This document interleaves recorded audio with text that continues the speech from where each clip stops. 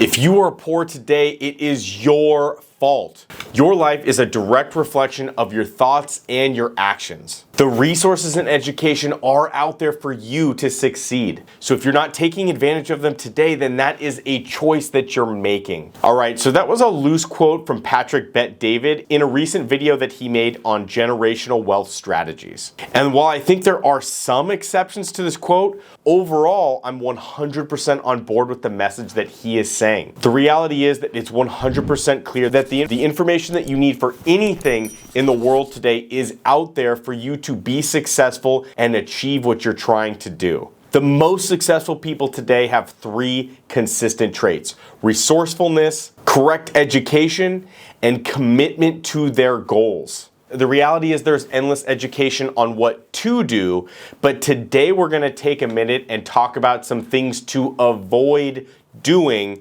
if you're broker than you'd like to be and you want to be wealthy. For those that don't know me, my name is Nick D'Angelo with Saint Investment Group. We currently have over 200 million in real estate assets under management, and we're currently raising over 100 million more for more real estate projects. Sometimes it can feel like no matter how much money you make, it is never enough. We work with people constantly that say, hey, I have a high income, I have some investments, but they don't seem to reach the level that they really want to be at. If you're one of these people, now is a great time to stop and consider how your current financial habits are holding you back from getting where you want to go. Some of these habits can be really big and obvious in that way, and some others are very simple and smaller, but can equal death by 1,000 cuts if you don't address those small things as they slowly affect you financially. Let's jump into the top things to avoid if you want to grow your wealth. The first is one of the biggest but most simple, and that's simply put,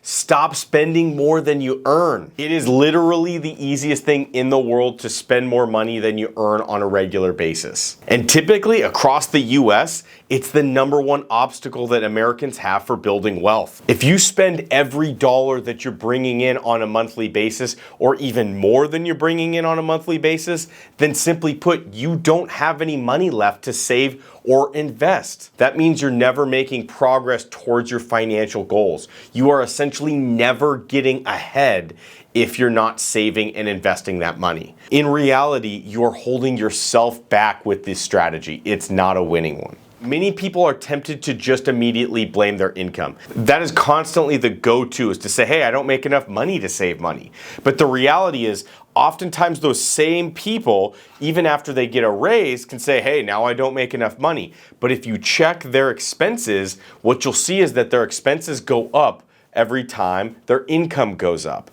That's what's called expense creep. And it's actually much more common than you think. Here are some storylines that people will tell themselves on financial matters. Hey, I just got a raise because I worked hard. I deserve that new car, or I deserve that house, or even I deserve that boat. Instead of taking that increase in their income and putting it towards something that will pay them for the rest of their lives, or even for a long period of time provide cash flow for their lifestyle and family, instead what they're doing is sinking money into liabilities that they will continue paying off instead of investing in things that are going to pay them. So how can you ensure that you don't spend more than you earn? The first and best way is to automate the saving and investing process. Later on in the video, we're going to touch base on the ultimate budgeting strategy that we found today, which allows you to invest on a monthly basis just on a percentile strategy.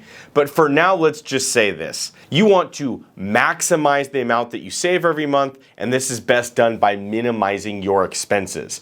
Oftentimes, this is a process of going line by line and understanding where your money's going. You want to save a set percent of what you make every single month, and you don't want to deviate from that because it provides you the structure and the projections that you can make on your own financials as an individual. And when you do get those salary increases and those big bonuses, you save them or you invest those. That's what speeds up your net worth growth and your passive income growth. The next item you've got to avoid is carrying a credit card balance. The truth is today, Credit is a vital part of financial planning, and access to credit and positive debt is essential for most successful people. However, using credit can also be one of the most expensive, risky, and damaging things you can do for yourself financially. For example, suppose you have a travel reward card and you use it to make purchases on a regular basis just throughout your everyday life. Perhaps you even pay mandatory bills with it, things that you have to have just to survive. Now, you feel good about this, right? Because the reality is you're earning points for things like airline tickets or even getting cash back rewards from your credit card. In concept, that is a great idea, as long as you don't cancel the benefits you're receiving by turning around and paying interest payments on those purchases. The credit card company is counting and hoping that you do not pay off your entire credit card every month. That is the foundation of their business model. That's how they make their money as a company. And by the way, they also get a small percentage from the merchant in many cases. Interest charges kick in if you pay less than the total amount that you owe on your card over a 1 month period. So basically, if your balance builds instead of getting paid off. Now, while the rate can depend partly on your credit situation, the reality is it is typically extreme. Oftentimes you can see rates in the high teens, even the 20s for credit cards. So it makes credit cards one of the most expensive things in your life if it remains unhandled and unpaid. Even for people that are making the minimum payment and they're being responsible at least by the minimum payment, the reality is if their credit card swells, it can take years to pay off that credit card debt, which is again taking you out of the game of investing, which is the highest level goal financially. And if you think this situation is rare, it is not. This is why you see so many card issuers offer things like zero interest balance transfers. It's because so many people are dealing with this. Once you transfer your balance to another card, that new company wants your credit card balance. That's why they're willing to transfer it for zero fees. And even if you do pay off that balance, the reality is now you're on that new card with that new company and they get any balances that you carry forward. Now, using your card for strategic things like large payments that you're gonna make anyway, like a mortgage or a car loan, actually can be sound financial advice with some of the rewards that you can get on that. However, with such extreme interest rates that credit cards typically charge, you must be planning to pay those cards off even if you're using them for big purchases. Next mistake people make is not using a budget. Simply put, a budget is just a strategy balancing your income versus your expenses. So if you're not using some kind of budget, you're basically saying that you don't have a strategy to manage your money. However, it's not uncommon for people to resist a budget because it can feel restrictive, right? But if you think about it correctly, a budget does not have to be a restriction. Instead, it can be looked at as a planning tool and a strategy tool that lets you completely understand your financial condition. Budgeting does not mean not buying freaking coffee or avoiding avocado toast or you'll go broke, although those habits might be good to cut out if you're trying to save a few bucks on things that aren't valuable to you personally. Me, for example, I don't care about good coffee. I truly don't. I don't enjoy coffee. I literally just drink it for the energy. So as long as it's healthy and organic, I really don't care where it comes from. I'll buy it from the store, I'll buy it from Starbucks, I'll buy it from anywhere that's convenient and cheap. But budgeting is not about skimping on things that are important to you. What it actually means is accounting for what you earn and what you spend to ensure your progress towards your financial goals. Creating a budget in the best way is actually very simple. You already know most of the things you spend money on if you just sit and think about it for a few minutes. There's the big expenses, obviously, your car loan, your mortgage, your insurance, your groceries, utilities, etc. However, you may start to sense that you spend more on optional or non-essential items like overspending on entertainment. And by the way, eating out is a category that tends to absorb far more spending than people realize. Meals are expensive today. There's also other obvious items like streaming services and other monthly services that bill you automatically. Now, most of the time, these are small expenses and small items individually, but as they add up, it becomes one of those deaths by a thousand cuts, where it's just over and over small items build up to be a big line item monthly in your expenses. And oftentimes they're things that you actually don't need. Similar to those small items every month that add up, like those subscriptions, are small items like fees that can appear regularly throughout your statements.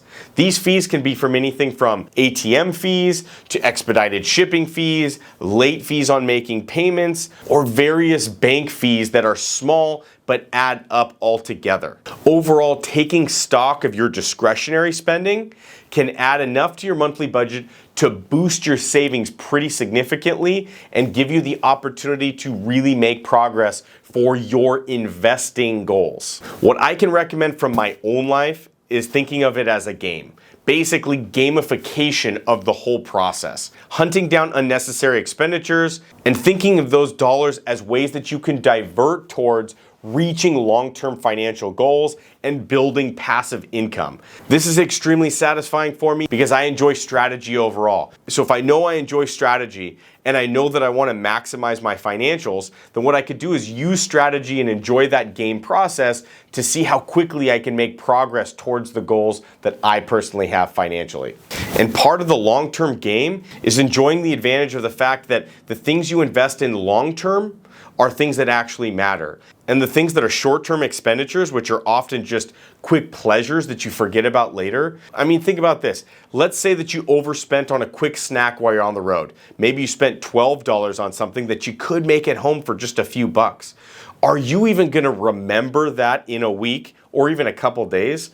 For me, the answer is absolutely not. That's why those long-term goals are much more interesting, because what I will remember is a trip I take with my kids or passive income that I'm receiving every month where I can focus on other things that might be more important than trading my time for money on a monthly basis. And the last and number one and most important thing that broke people are not doing is they're not investing. All that said, how can you possibly save and invest when you have all these expenses on your plate? It all goes back to what we talked about earlier. Reduce your costs below your income so you can save and invest the difference. The money you spend on most things doesn't contribute to your financial growth. Mismanaging your money is the number one negative long-term effect on all aspects of your entire life. Breaking the money mismanagement cycle with an amazing tool that we like to call the 50-30-20 rule.